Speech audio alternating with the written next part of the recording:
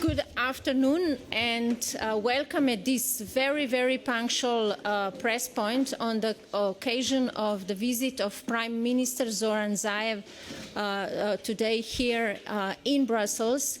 In the morning he met High Representative Vice President Federica Mogherini and just now had a long meeting with Commissioner Hahn.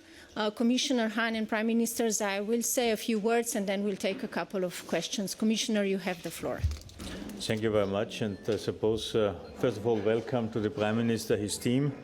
And I think you also had the opportunity to meet President Tusk. And I think this shows the strong commitment and dedication of the European Union towards the further development, further European perspective of your country, and the formation of this new government is a positive development, is seen as a positive development.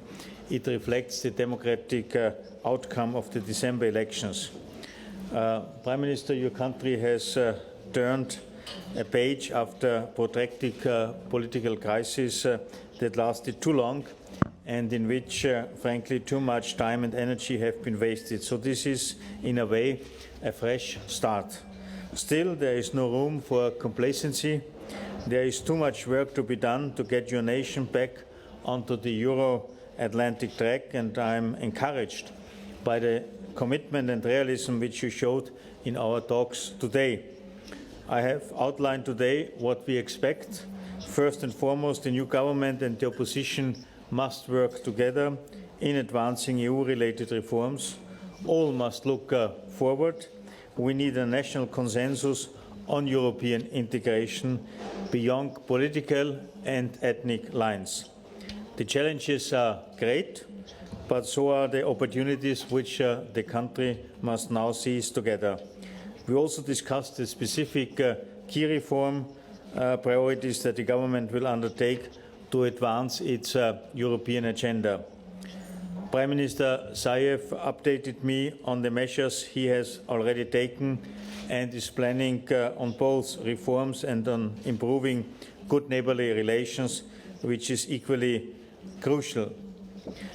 I was encouraged by these plans, and we discussed the next most urgent steps, and I assured the Prime Minister that we, the Commission, is ready to assist in whatever way it can. So I will travel to Skopje on the 26th of June. We have agreed, also it's the day after holiday, which is apparently a semi-holiday, but the government is so strongly committed to its work that it will be able to have a meeting with the government to see what has already been launched and where we are on the different urgent reform priorities, and simply to have a review on the progress. And I can also announce, or it is already public, that Mr. Priebe, who is well known as the country, or so to say, identified with reform measures in the country, will pay a visit in the next couple of days, and he will come back in July together with a team in order to advise the new government specifically on tackling the systemic rule of law issues. Let me stress once again the importance of implementing all parts of the prisoner agreement and the urgent reform priorities.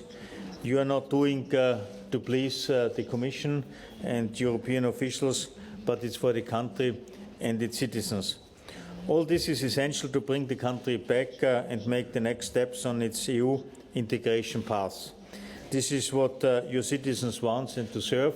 And if you look at opinion polls, there's a steady 75% majority of citizens of your country being in favour of EU membership.